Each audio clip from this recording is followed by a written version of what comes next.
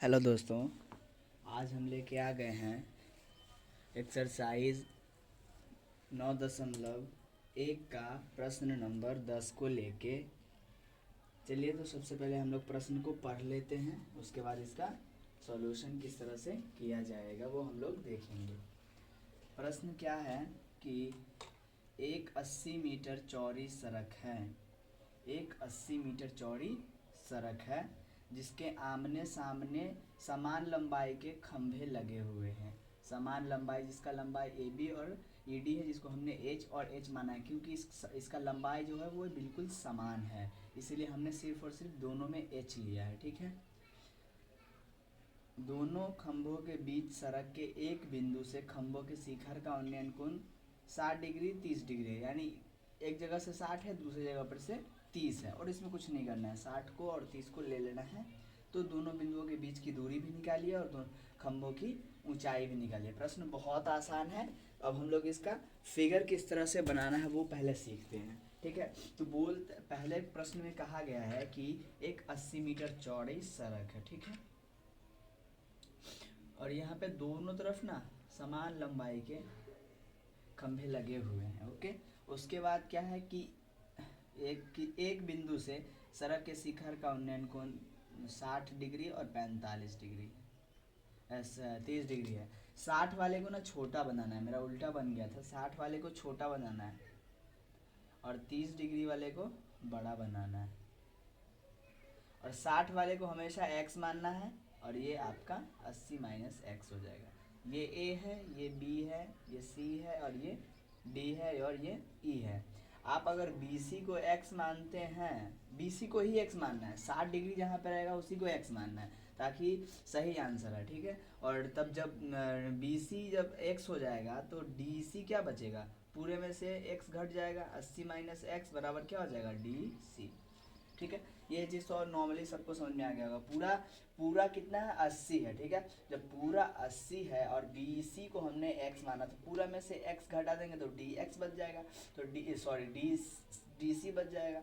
इसीलिए 80 घटा x हो गया। अब हम लोग देखते हैं कि इसका कैलकुलेशन किस तरह से होगा। कैलकुलेशन बहुत आसान है। अब हम लोग इसका रिलेशन चेक करते हैं। तो रिलेशन दोनों में, त्रिभुज में अगर हम लोग चलेंगे, ABC में भी अगर चलेंगे तो लंब बटे आधार यानी tan का फॉर्म बनेगा। इसमें भी अगर चलेंगे EDC में, इसमें भी लंब बटे आधार tan का फॉर्म चलेगा। तो यहाँ पे सबसे पहले किसी भी त्रिभुज में चलिए, कोई दिक्कत नहीं है। तो हमने सबसे पहले इस सबको लिखना बड़ा आसान होता है, इसको देख के लिखना है बस, और कुछ नहीं। चलिए सबसे पहले हम लोग इस त्रिभुज में चलते हैं। त्रिभुज, समकोण त्रिभुज AB और C में।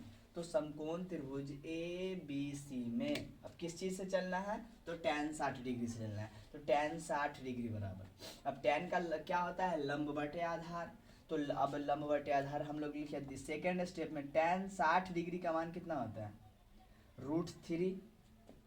√3 तो बटे में हमने एक कर दिया, नीचे एक हम लिख सकते हैं, कोई दिक्कत नहीं है। लंब क्या है, लंब आपका AB है और आधार आपका BC है, तो AB बटे BC। ठीक है। क्रॉस गुना करेंगे तो H का 1 के साथ हुआ तो H, और x का √3 के साथ हुआ तो x √3, समीकरण 1 बना देंगे। अब हम लोग के पास कौन सा त्रिभुज बच गया, त्रिभुज ED और C। ठीक है। तो त्रिभुज EDC में, तो समकोण त्रिभुज EDC में किस चीज़ से, tan 30 डिग्री से लंब बटे आधार। लंब बटे आधार, लंब आपका ED है और आधार आपका BC है। तो क्या लिखेंगे हम, tan 30 डिग्री बराबर tan 30 डिग्री बराबर लंब बटे आधार। अब tan 30 डिग्री का मान क्या होता है, 1/√3 होता है। ठीक है। और उसके बाद लंब आपका क्या है, लंब देखिए, लंब ये है ना E और D, तो लंब के जगह पे ED और आधार आपका हो गया DC। तो आधार आपका हो गया DC। अब हम लोग क्या करेंगे, मान रखेंगे, 1/√3 की जगह पे 1/√, और बराबर की जगह पे बराबर। ED आपका H है, ED आपका H है, तो हमने ED आपका क्या रखा, H रखा। यहाँ पे AB H था तो AB H रखा था। BC X था तो BC की जगह पे X रखा। इसी प्रकार ED यहाँ पे H है तो ED के जगह पे H। DC 80 घटाव X है तो DC की जगह पे 80 घटाव X। अब हमने कैलकुलेशन किया क्रॉस गुना, तो 80 घटाव X H √3 और क्या है आंसर, H √3 और 80 घटाव X। इसका इसके साथ गुना और इसका इसके साथ गुना किए तो ये आया, ये गुना आप आसानी से कर लीजिएगा, ठीक है। अब हम देखते हैं इसके आगे का प्रोसेस। तो यहाँ पे h है और हमने सबसे पहले h का मान कितना निकाला हुआ है, x अंडर रूट 3। तो जहाँ जहाँ पे h है वहाँ वहाँ पे आपको क्या रखना है, x अंडर रूट 3। तो h था यहाँ पे, तो क्या रखेंगे, x अंडर रूट 3 और ये h के साथ गुना में था तो इसको गुना में लिख देंगे, बराबर है तो बराबर, ठीक है। पहला ये क्लियर हो गया, h का मान हमने रख दिया। अब जो उधर बराबर के उधर है उसको वैसे का वैसे लिखना, ठीक है, कि समीकरण 1 से, इस चीज को हमने समीकरण 1 से लिखा है, ठीक है। उसके बाद या अब क्या है ना, रूट तीन गुना होगा तो रूट 9 का वर्गमूल कितना आएगा, रूट 9 का वर्गमूल 3। तो 3 और x है यहाँ पे, तो 3 में x से गुना होगा तो कितना होगा, 3x बराबर क्या हो जाएगा, 80 घटाव x। या x माइनस का है, इधर आएगा तो प्लस का बनेगा, ठीक है। तो प्लस का x बराबर 80। अब क्या है, 3x और 1x मिलके कितना हो जाएगा, 4x बराबर 80। इसीलिए आपका x बराबर कितना हो जाएगा, 80/4 बराबर कितना होगा, 20।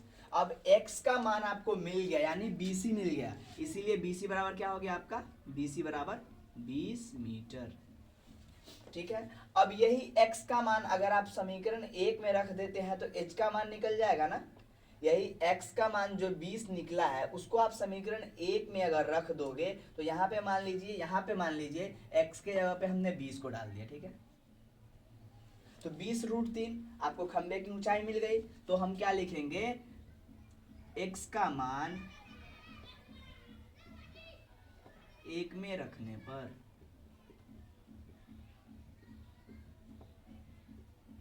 एक में रखेंगे तो क्या मिलेगा, h बराबर 20√3 मीटर, ठीक है। अब अगला क्या है, इसमें एक और पॉइंट निकालना है, वो निकालना है DC। तो इसीलिए DC बराबर सीधा निकलेगा 80 घटाव x है, तो 80 या घटाव x का मान कितना निकाले हैं, 20 बराबर 60 मीटर। बहुत आसान सा क्वेश्चन था। इस तरह से ये प्रश्न आपके सामने हमने रखा और इसे आसानी से करके बता दिया। इस तरह से आप इस प्रश्न को 1-2 बार प्रैक्टिस करेंगे तो आ जाएगा। इस प्रश्न में कुछ भी नहीं था।